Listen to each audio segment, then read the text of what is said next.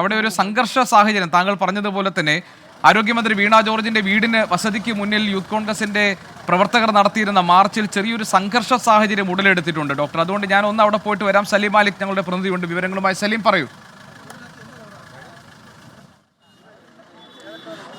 ജി.കെ. ഇപ്പോൾ ആ സംഘർഷം അവസാനിച്ചിരിക്കുകയാണ്. കഴിഞ്ഞ കുറേ അധികം സമയമായി യൂത്ത് കോൺഗ്രസ് പ്രവർത്തകരെ അറസ്റ്റ് ചെയ്ത് നീക്കാൻ പോലീസിന് വല്ലാതെ പാടുപെടേണ്ടി വന്നു. മുഴുവൻ പ്രവർത്തകരെയും ആദ്യം അറസ്റ്റ് ചെയ്ത് നീക്കിയെങ്കിലും അതിനുശേഷം പിന്നീട് വനിതാ പ്രവർത്തകർ ഇവിടേക്ക് വീണ്ടും കുത്തിയിരുന്ന് സമരം ചെയ്യുന്ന ഒരു സാഹചര്യം ഉണ്ടായി. അതിനു പിന്നാലെ തന്നെ ഈ 3 വനിതാ പ്രവർത്തകരാണ് ഇവിടെ കുത്തിയിരുന്ന് സമരം ചെയ്തത്. അവരെയും നീക്കം ചെയ്യാൻ പോലീസ് ബുദ്ധിമുട്ടി. ഇവർ അറസ്റ്റിന് വഴങ്ങാത്തതോടുകൂടിയാണ് ഇവരെ ഇവിടെ നിന്നും നീക്കാൻ സമയമെടുത്തത്. അതിന് പിന്നാലെ ഇപ്പോഴെന്തായാലും യൂത്ത് കോൺഗ്രസിന്റെ പ്രധാനപ്പെട്ട നേതാക്കൾ ഉൾപ്പെടെയുള്ളവർ ഈ സമരത്തിലുണ്ടായിരുന്നു. യൂത്ത് കോൺഗ്രസിന്റെ സംസ്ഥാന സെക്രട്ടറി വീണ നായർ ഉൾപ്പെടെയുള്ളവരാണ് അറസ്റ്റിന് വഴങ്ങാതിരുന്നത്. ഇപ്പോൾ ആ പ്രവർത്തകരെ എല്ലാവരെയും പോലീസ് ഇവിടെ നിന്നും നീക്കിയിട്ടുണ്ട്. പക്ഷേ അപ്പോഴും കനത്ത പോലീസ് കാവൽ ഈ മന്ത്രിയുടെ വീടിന് ഏർപ്പെടുത്തുന്നു എന്നുള്ളതാണ് നമ്മൾ മനസ്സിലാക്കുന്നത്. നമ്മൾ ഇവിടേക്ക് എത്തുമ്പോൾ ഈ യൂത്ത് കോൺഗ്രസിന്റെ സമരവുമായി അവർ വരുമ്പോൾ വളരെ കുറച്ച് പോലീസുകാർ മാത്രമായിരുന്നു ഇപ്പോൾ ഉണ്ടായിരുന്നത്. ഇപ്പോൾ വലിയ പോലീസ് കാവലിലാണ് മന്ത്രിയുടെ വസതിയായ തിരുവനന്തപുരത്തെ വസതിയായ തൈക്കാട് ഹൗസ് ഇപ്പോഴുള്ളത്. മന്ത്രിക്ക് വലിയ സുരക്ഷ കൂടി ഒരുക്കാനുള്ള ആലോചനയും ഇതിനിടയിൽ നടക്കുന്നുണ്ട് എന്നുള്ളതാണ് മനസ്സിലാക്കുന്നത്. ജി.കെ. ശരി, യൂത്ത് കോൺഗ്രസ് നടത്തിയ പ്രതിഷേധം അക്രമാസക്തമാകുന്നു. അതിന്റെ സാഹചര്യം അവിടെ ഉടലെടുത്തിട്ടുണ്ട്. ആരോഗ്യമന്ത്രി വീണ ജോർജിന്റെ വസതിക്ക് മുന്നിലേക്കാണ് യൂത്ത് കോൺഗ്രസ് പ്രവർത്തകർ ഇരച്ചു കയറിയത്. വീടിന്റെ ഗേറ്റ് മറികടക്കാൻ വേണ്ടി നടത്തിയ ശ്രമം പോലീസ് എത്തി പരാജയപ്പെടുത്തിയിട്ടുണ്ട്. പോലീസ് പ്രവർത്തകരെ അവിടെ നിന്ന് നീക്കം ചെയ്യാൻ നടത്തുന്ന ശ്രമങ്ങൾ നമുക്ക് കാണാം. സലീം മാലിക് ഞങ്ങളുടെ പ്രതിനിധി വിവരങ്ങളുമായി നമ്മളോടൊപ്പം തുടരുന്നുണ്ട്. കോട്ടയം മെഡിക്കൽ കോളേജിന്റെ ഒരു കെട്ടിട ഭാഗം ഇടിഞ്ഞു വീണുണ്ടായ അപകടത്തിൽ ബിന്ദു എന്ന 53 വയസ്സുകാരി മരിക്കാനിടയായ സാഹചര്യത്തിൽ പ്രതിഷേധിച്ചാണ് യൂത്ത് കോൺഗ്രസ് പ്രവർത്തകർ ആരോഗ്യമന്ത്രി വീണ ജോർജിന്റെ വസതിക്ക് നേരെ പ്രതിഷേധവുമായി എത്തിയത്. യൂത്ത് കോൺഗ്രസ് മാർച്ചിൽ നേരിയ തോതിൽ സംഘർഷ സാഹചര്യം നിലനിൽക്കുന്നുണ്ട്.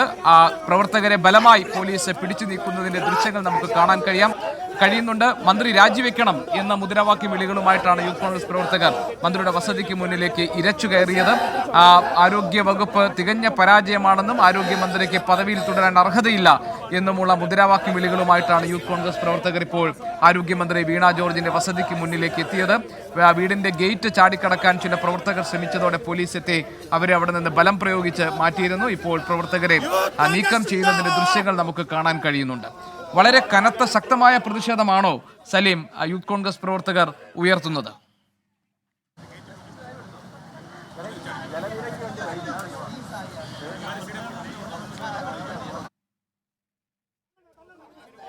നമുക്കൊരു ചെറിയ ഇടവേള എടുക്കാം. കോട്ടയം മെഡിക്കൽ കോളേജിനോട് ചേർന്നുള്ള കെട്ടിടം തകർന്നു വീണതിനെ തുടർന്ന് ഒരു സ്ത്രീ മരിച്ച സാഹചര്യത്തിലാണ് വലിയ പ്രതിഷേധം നാട്ടുകാരുടെ ഭാഗത്തു നിന്നും കൂട്ടിരിപ്പ് രോഗികളുടെ ഭാഗത്തു നിന്നുമൊക്കെ ഉയർന്നു വരുന്നത്.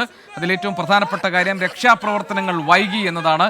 മറ്റൊന്ന്, രക്ഷാപ്രവർത്തനത്തിലേക്ക് കടക്കുന്നതിന് മുൻപ് തന്നെ ഉപയോഗശൂന്യമായ കെട്ടിടമാണെന്നും കെട്ടിടാവശിഷ്ടങ്ങൾക്കിടയിൽ ആരും കുടുങ്ങിക്കിടക്കുന്നില്ല എന്നും മന്ത്രിമാരായ വീണ ജോർജും വി.എൻ. വാസവനും മാധ്യമങ്ങളോട് നേരത്തെ പറഞ്ഞതും ജനങ്ങളിൽ രോഷമുണ്ടാക്കിയിട്ടുണ്ട്. ശരിയായ രീതിയിൽ മതിയായ സമയത്ത് കൃത്യമായ രീതിയിലുള്ള രക്ഷാപ്രവർത്തനം നടത്തിയിരുന്നുവെങ്കിൽ ബിന്ദുവിന് ജീവൻ നഷ്ടമാകില്ലായിരുന്നു എന്നാണ് പ്രതിഷേധക്കാർ പറയുന്നത്. പ്രതിഷേധത്തിന് നേതൃത്വം കൊടുത്തത് ചാണ്ടി ഉമ്മൻ MLA ആയിരുന്നു. തിരുവഞ്ചൂർ രാധാകൃഷ്ണൻ അടക്കമുള്ള നേതാക്കൾ സംഭവ സ്ഥലത്തുണ്ട്. മന്ത്രി വി.എൻ. വാസവനും മന്ത്രി വീണ ജോർജും അവിടെ ഉണ്ടായിരുന്നു. അടിയന്തര യോഗം ചേർന്ന ശേഷം സ്ഥിതിഗതികൾ വിലയിരുത്തിയിട്ടുണ്ട്. ഇപ്പോഴുണ്ടായിരിക്കുന്ന പ്രശ്നങ്ങൾ പരിഹരിക്കാനും പഠിച്ച് ഈ കാര്യങ്ങൾ കുറ്റക്കാർക്കെതിരെ നടപടി സ്വീകരിക്കാൻ ജില്ലാ കളക്ടറെ അറിയിച്ചിട്ടുണ്ട്, നിർദ്ദേശം നൽകിയിട്ടുണ്ടെന്നുമാണ് മന്ത്രി വീണ ജോർജ് അറിയിച്ചത്.